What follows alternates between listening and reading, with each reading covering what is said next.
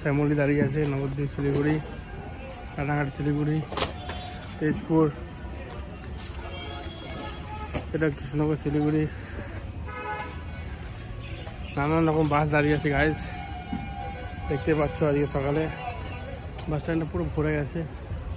তার সামনে আমার গাড়ি স্ট্যান্ড। তোমাদের গাড়ি লাগলে অবশ্যই চলে আসো আমার কাছে।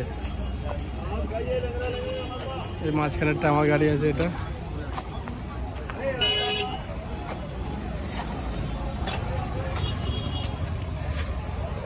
এই যে দুটো শ্যামলী, তিনটে শ্যামলী গাড়ি আছে এদিকে, একটা দুটো তিনটে, বাপরে তিনটে শ্যামলী। আজকে লেট করেছিল বাসটা হয়তো।